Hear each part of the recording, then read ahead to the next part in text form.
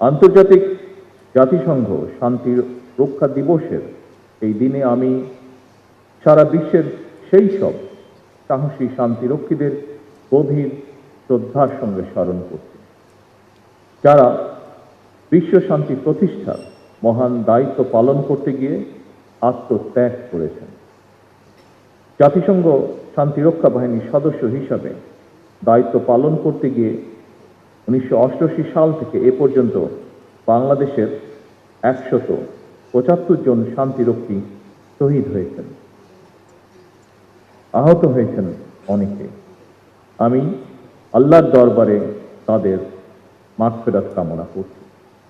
হতাহতদের শোক সন্তপ্ত পরিবারের প্রতি জানাই গভীর সহানুভূতি এবং সমবেদনা।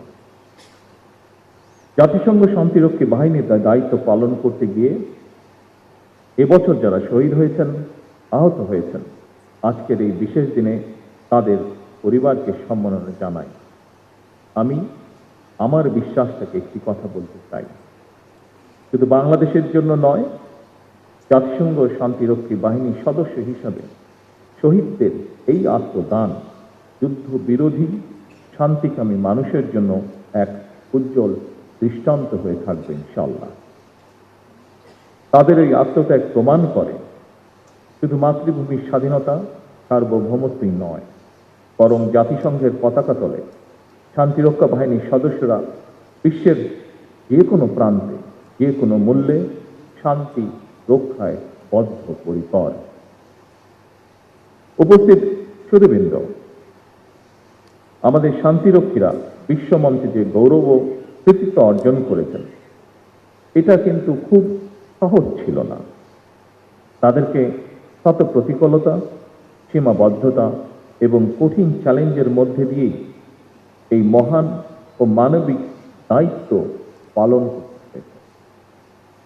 একটি প্রতিকূল পরিবেশে আপনারা নিষ্ঠা ও পেশাদারিত্বের সঙ্গে বিশ্ব শান্তি প্রতিষ্ঠায় দায়িত্ব পালন করেছেন। বিশ্ব শান্তি প্রতিষ্ঠায় আপনাদের এই অবদানের প্রতি আমি গভীর কৃতজ্ঞতা এবং ধন্যবাদ জানাই। আমি যতদূর জানতে পেরেছি, এ পর্যন্ত বাংলাদেশের সশস্ত্র বাহিনী এবং পুলিশ বাহিনীর 2 লাখেরও বেশি শান্তিরক্ষী বিশ্বের 43টি দেশে প্রায় 63টি শান্তিরক্ষা মিশনে সাফল্যের সঙ্গে দায়িত্ব পালন করেছেন। বর্তমানেও প্রায় 4,212 জনের বাংলাদেশি শান্তিরক্ষী বিশ্বের বিভিন্ন প্রান্তে 9টি শান্তিরক্ষা মিশনে সততা, নিষ্ঠা ও আন্তরিকতার সাথে দায়িত্ব পালন করে চলেছেন। হাইতিতে নতুন একটি মিশনে যোগ দেওয়ার প্রস্তুতিও চলছে। পাশাপাশি জাতিসংঘ শান্তিরক্ষা বাহিনীতে পুরুষের পাশাপাশি বাংলাদেশ সশস্ত্র বাহিনী এবং পুলিশের প্রায় 11% নারী সদস্য সাহসের সঙ্গে যুদ্ধ বিধ্বস্ত এলাকায় শান্তি প্রতিষ্ঠায় সক্রিয়ভাবে দায়িত্ব পালন করছেন। আমি বিশ্বাস করি জাতিসংঘের শান্তিরক্ষা বাহিনীতে নারী সদস্যদের সক্রিয় অংশগ্রহণ অবশ্যই এক নতুন মাত্রা যোগ করেছে। আগামী দিনগুলোতেও নারী সদস্যদের অংশগ্রহণ অব্যাহত থাকবে বলে আমি দৃঢ়ভাবে বিশ্বাস করি। বিশ্বের বিভিন্ন দেশে শান্তিরক্ষা মিশনে আপনাদের নিষ্ঠা, কর্তব্য এবং সর্বোচ্চ পেশাদারিত্বের কারণেই বিশ্ব মঞ্চে অন্যতম শীর্ষ শান্তিরক্ষী প্রেরণকারী দেশ হিসেবে বাংলাদেশ সুনাম ও অবস্থান সুদৃঢ়ভাবে ধরে রাখতে সক্ষম হচ্ছে। বিশ্ব শান্তি প্রতিষ্ঠায় এটি আপনাদের সাহস এবং গভীর দায়িত্ববোধের প্রতিফলন বলেই আমি দৃঢ়ভাবে বিশ্বাস করি। বিশ্ব শান্তি রক্ষায় আমাদের এই গৌরবের ইতিহাস একদিনে অবশ্যই রচিত হয়নি। প্রায় 4 দশক ধরে আন্তর্জাতিক পরিমণ্ডলে বাংলাদেশ সশস্ত্র বাহিনী একটি আস্থা এবং নির্ভরতার নাম। উপস্থিত সুধীবৃন্দ, এবার আমি বিশেষ করে সশস্ত্র বাহিনীর দৃষ্টি আকর্ষণ করে একটি কথা উল্লেখ করতে চাই। একটি দেশের সশস্ত্র বাহিনী দেশের স্বাধীনতা, সম্মান এবং সাহসের প্রতীক। বাংলাদেশের জন্মযুদ্ধে সেনাবাহিনীর ভূমিকা ছিল ঐতিহাসিক। সেনাবাহিনীর একজন মেজর বাংলাদেশের স্বাধীনতা ঘোষণা করেছিলেন।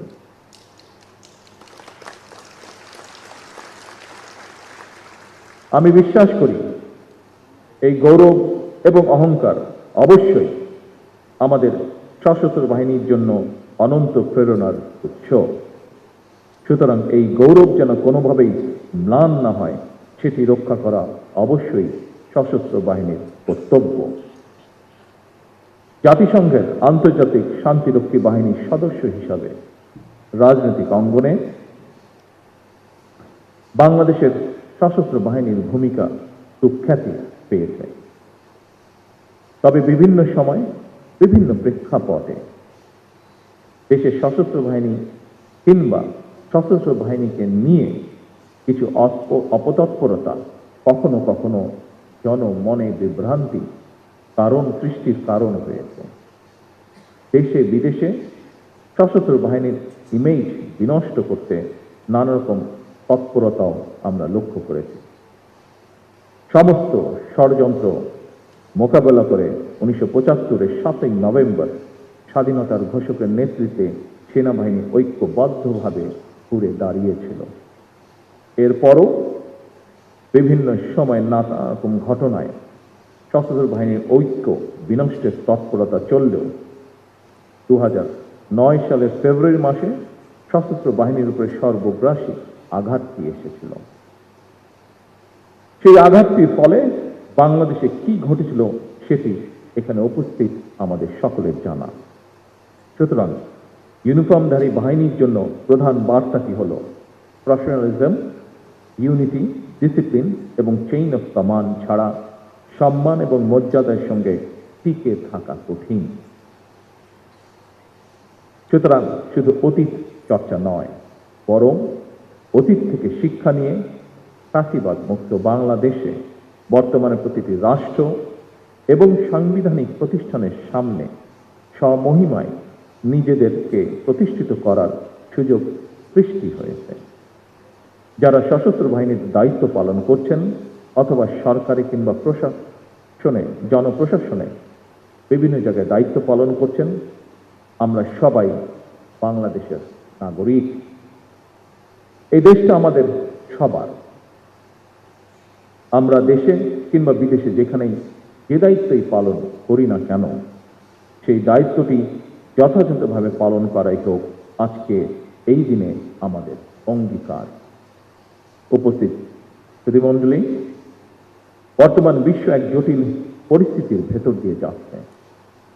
পরিবর্তিত ভূ রাজনৈতিক সমীকরণ এবং প্রযুক্তি দ্রুত বিবর্তনের ফলে জাতিসংঘ শান্তিরক্ষা মিশনের চ্যালেঞ্জগুলো এখন অনেক বেশি বহুমুখী এবং ঝুঁকিপূর্ণ হয়ে উঠছে।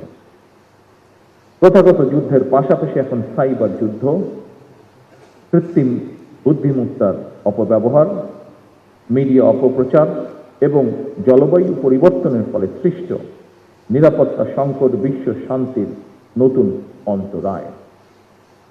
তাই আমাদের ভবিষ্যতের মিশনগুলো হতে হবে আরো আধুনিক, দূরদর্শী এবং প্রযুক্তি নির্ভর।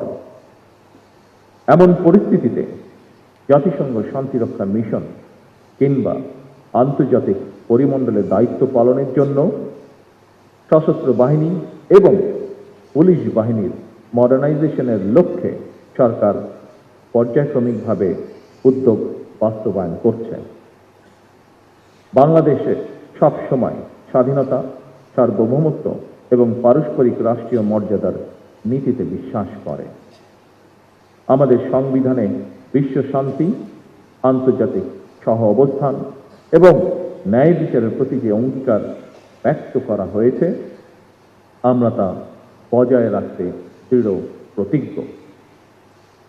একটি স্বাধীন ও আত্মমর্যাশীল জাতি হিসাবে রাজনৈতিক অঙ্গনে সবসময় শান্তি, বৈশ্বিক স্থিতিশীলতা এবং মানবতার পক্ষে বাংলাদেশের অবস্থান চিরদৃঢ় থাকবে ইনশাআল্লাহ। বাংলাদেশ যে কোনো আগ্রাসন ও সংঘাতের বিরুদ্ধে একটি নিরাপদ ও শান্তিপূর্ণ পৃথিবী গড়ে তুলতে বহুপাক্ষিক কূটনৈতিক ও জাতিসংঘ সনদের প্রতি সম্পূর্ণ শ্রদ্ধাশীল। I highly appreciate the foreign diplomats and delegates present here, including UN Resident Coordinator in Bangladesh, and thank them for their continued support for peacekeeping efforts around the world. উপস্থিত সশস্ত্র বাহিনীর অফিসার এবং সৈনিকবৃন্দ, বাংলাদেশের শান্তিরক্ষীরা তাদের আন্তরিকতা, কর্তব্যবোধ এবং পেশাদারিত্বের গৌরবোজ্জ্বল দৃষ্টান্ত বিশ্বমঞ্চে প্রতিষ্ঠিত করেছে। শান্তিরক্ষা মিশনের প্রতিটি সদস্য বিশ্বের বিভিন্ন প্রান্তে বাংলাদেশের প্রতিনিধি, দেশের মান সম্মানের বাহক। আমি আজকের এই দিনে দৃঢ়ভাবে প্রত্যাশা করি, আগামী দিনেও যারা আন্তর্জাতিক অঙ্গনে দায়িত্ব পালন করতে বিভিন্ন দেশে যাবেন, তারাও একইভাবে বিশ্ব দরবারে বাংলাদেশের সুনাম সমুন্নত রাখবেন, এই প্রত্যাশা রেখেই আমার বক্তব্য শেষ করছি। আল্লাহ হাফেজ। বাংলাদেশ জিন্দাবাদ।